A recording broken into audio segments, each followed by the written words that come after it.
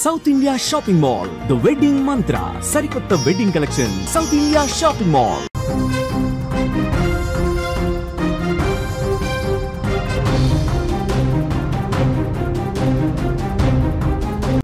అంతరిక్షంపై ప్రయోగాలు చేయడం ఆపేసి అమెరికాపై ప్రయోగాలు చేయడం మొదలుపెట్టారు ప్రపంచ కుబేరుడు ఎలాన్ మస్క్.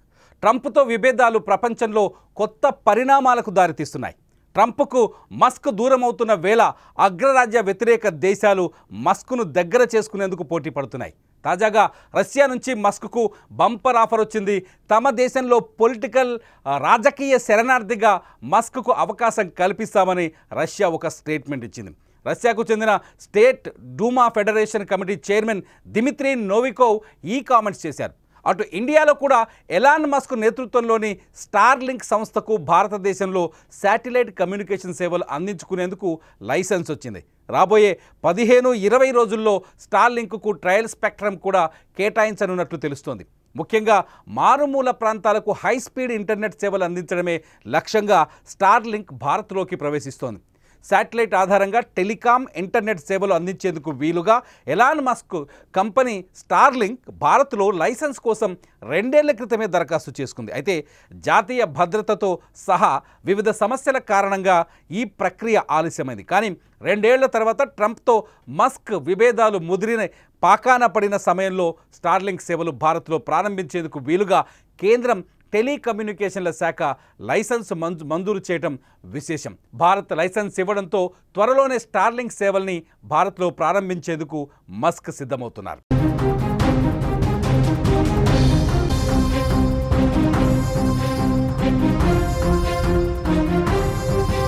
అమెరికాతో మన దేశానికి ఈ మధ్య గ్యాప్ ఏర్పడింది. పాక్తో యుద్ధం జరిగిన సమయంలో ట్రంప్ వ్యవహరించిన తీరు, తర్వాత చేసిన కామెంట్స్ దూరాన్ని పెంచాయి. ఇదే సమయంలో ట్రంప్ మస్క్ గొడవ మొదలై దాదాపు ఇరువురు దూరమయ్యారు. ఎన్నికల వరకు మంచి స్నేహితులుగా ఉన్న వారి మధ్య వన్ బిగ్ బ్యూటిఫుల్ యాక్ట్ దుమారాన్ని రేపింది. ఈ బిల్లు $4 ట్రిలియన్ విలువైన పన్నులు ఖర్చులను తగ్గించేందుకు ట్రంప్ ప్రభుత్వం ప్రవేశపెట్టగా దానిని మస్క్ వ్యతిరేకించారు. ఈ బిల్లులో ఎలక్ట్రిక్ వాహనాలపై ప్రభుత్వం అందిస్తున్న రాయితీలను కూడా రద్దు చేయడం వంటివి ఉండడంతో ట్రంప్ ముందే విమర్శలు గుప్పిస్తున్నారు. మరోవైపు ఎలాన్ మస్క్ ప్రాతినిధ్యం వహిస్తున్న డోజ్ సంస్థ కార్యకాలం 132 రోజులు మాత్రమే ఉండడంతో అది కాస్త ముగిసింది. అయితే డోజ్ కార్యాలయం వర్కింగ్ హవర్స్ని డోజ్ పనితీరుని పొడిగించాలని మస్క్ డిమాండ్ చేశారు. దీనికి వైట్ హౌస్ వర్గాలు ససేమిరా అన్నాయి. దీంతో ట్రంప్పై మస్క్ ఎదురు తిరుగుతున్నారు. ట్రంప్పై సంచలన ఆరోపణలు కూడా చేస్తున్నారు. అంతేకాదు కొత్త రాజకీయ పార్టీ పెట్టేందుకు కూడా పావులు కదుపుతున్నారు డొనాల్డ్ ట్రంప్. రాసలీల స్కామ్లో కూడా మస్క్ ఉన్నారని, అందుకే ఆ కేసు ముందుకు వెళ్ళటం లేదని బాంబు పేల్చారు. త్వరలో మరిన్ని సంచలన విషయాలు చెబుతానని మస్క్ చెప్పడంతో వైట్ హౌస్లో వణుకు మొదలైంది. అయితే అక్కడ ఎప్పుడు గ్యాప్ వచ్చిందో ఇటు భారత్, రష్యాలు మస్క్ను మచ్చిక చేసుకునే విధంగా చర్యలు ప్రారంభించాయి.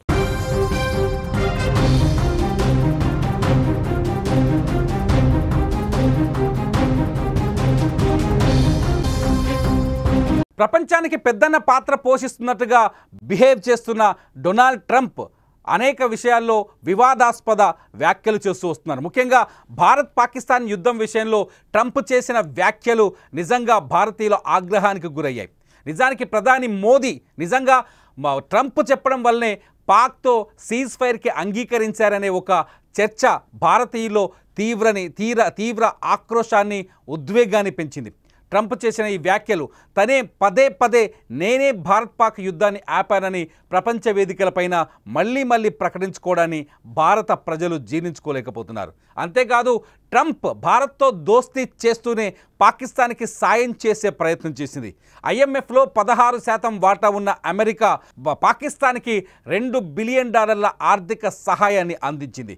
ఇది భారత్కి తీవ్రమైన వ్యతిరేక నిర్ణయం. ఎందుకంటే పాకిస్తాన్కి ఆర్థిక సాయం చేస్తే ఆ ఆర్థిక సాయాన్ని తీసుకెళ్లి పాకిస్తాన్ ఉగ్రవాదం మీద ఇన్వెస్ట్ చేస్తుందని భారతదేశం పదే అమెరికాకు కూడా అర్థమయ్యేలా చెప్పింది. ఇది కాకుండా వరల్డ్ బ్యాంకు కూడా తాజాగా మరికొంత ఆర్థిక సాయం చేయడంతో ఈ చర్యల వెనుక డొనాల్డ్ ట్రంప్ ఉన్నారు అనేది భారతీయులు చాలా విశ్వసిస్తున్నారు. ఇదిలా ఉంటే రష్యాతో కూడా ట్రంప్ ఎప్పుడూ సరిగ్గా లేరు, పుతిన్పై తీవ్రమైన వ్యాఖ్యలు చేస్తూ వస్తున్నారు. నిజానికి రష్యా ఉక్రెయిన్ యుద్ధాన్ని నిలువరింప చేసేందుకు పుతిన్ కొంత ముందుకు వస్తున్న ట్రంప్ దాన్ని అడ్డుకునే ప్రయత్నం చేస్తున్నారు.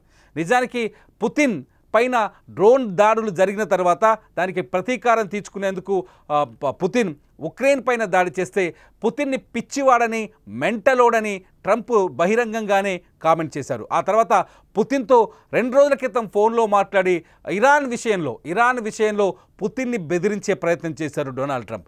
ఇదంతా చూస్తుంటే అమెరికా వ్యతిరేక దేశాలు ఎలాన్ మస్క్ ఇవన్నీ చూసిన తర్వాతే ఎలాన్ మస్క్ ట్రంప్ని వదిలేసినట్టుగా తెలుస్తుంది. ట్రంప్ అవసరాన్ని బట్టి తన బుర్రని మార్చుకుంటాడని ట్రంప్ ఒక కంపు అంటూ నిన్న నుంచి ఎలాన్ మస్క్ వరుస దాడులు చేస్తున్నాడు ట్రంప్ పైన. సెక్స్ స్కాండిల్లో అంటే లైంగిక వేధింపులకు పాల్పడిన ఒక వ్యక్తితో ఒక నిందితుడితో ట్రంప్కి సంబంధం ఉందని ఆరోపణలు చేశాడు. అంతేకాదు ట్విట్టర్లో పోల్ పెట్టి ట్రంప్ని రాజ్యాధికారం నుంచి దించేయాలని ఒక నిర్ణయం తీసుకోబోతున్నారని ప్రకటించారు.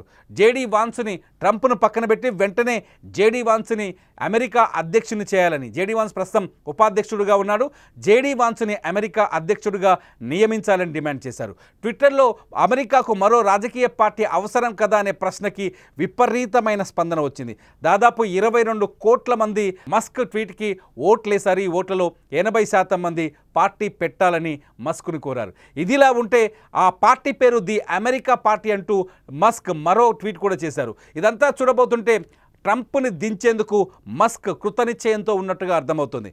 నిన్నటిదాకా ఎన్నికల్లో ట్రంప్కు పూర్తిస్థాయి మద్దతు అందించారు ఎలాన్ మస్క్. ఎన్నికల్లో ఆయనే చాలా స్వయంగా ప్రకటించారు, నా వల్లే డొనాల్డ్ ట్రంప్ అమెరికాలో విజయం సాధించారని. అయితే డొనాల్డ్ మస్క్ వ్యాఖ్యలపై తీవ్రంగా రియాక్ట్ అయిన ట్రంప్ ఎవరి సహాయంతో నేను ఎన్నికల్లో గెలవలేదని చెప్పుకొచ్చారు. నిజానికి ప్రపంచం మొత్తం మస్క్ వల్లే ట్రంప్ మళ్ళీ అధికారంలోకి వచ్చారని, రెండోసారి అమెరికా అధ్యక్షుడిగా ఎన్నికయ్యాడని చర్చిస్తోంది. కానీ మస్క్ని తాను ఎక్కడా సహాయం చేయలేదని ట్రంప్ అతన్ని కించపరిచే విధంగా మాట్లాడడం, ఇదంతా చూస్తుంటే డొనాల్డ్ ట్రంప్ క్యారెక్టర్ని పైన అనేక సందేహాలు వ్యక్తం చేస్తున్నారు రాజకీయ విశ్లేషకులు.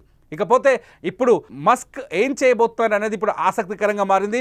ఎప్పుడైతే డొనాల్డ్ మస్క్ ఎలాన్ మస్క్కి డొనాల్డ్ ట్రంప్కి మధ్య విభేదాలు వచ్చాయో అప్పటి నుంచి ట్రంప్ వ్యతిరేక దేశాలన్నీ మస్క్కు అనుకూలమైన నిర్ణయాలు తీసుకుంటున్నాయి. ముఖ్యంగా భారతదేశం స్పేస్ ఎక్స్ లైసెన్స్ ఇవ్వడం వెనుక కూడా ఇటువంటి కారణమే ఉండొచ్చు అనే చర్చ కూడా రాజకీయ వర్గాల్లో జరుగుతోంది. ఇటు రష్యా కూడా మస్క్కు కావలసిన సహాయాన్ని అందిస్తామని, అవసరమైతే తమ దేశంలో రాజకీయ శరణార్థిగా ఉండొచ్చని రష్యా కూడా మస్క్ని ఆహ్వానించడంతో ఇదంతా ఒక ఊహించని పరిణామంగా మారుతుంది. మొత్తానికి అమెరికాతో పాటు ట్రంప్ కూడా అమెరికాకు అనేక దేశాలని దూరం చేస్తున్నారనే చర్చకు తెరలేసింది.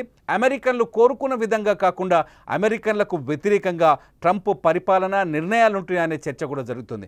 ఇప్పటికే ట్రంప్ అధ్యక్షుడైన తర్వాత తీసుకున్న అనేక నిర్ణయాలు, ముఖ్యంగా ట్రేడ్ నిర్ణయాన్ని అమెరికా వాణిజ్య కోర్టు కొట్టిపడేసింది, ట్రంప్కు లెంపకాయలేసింది.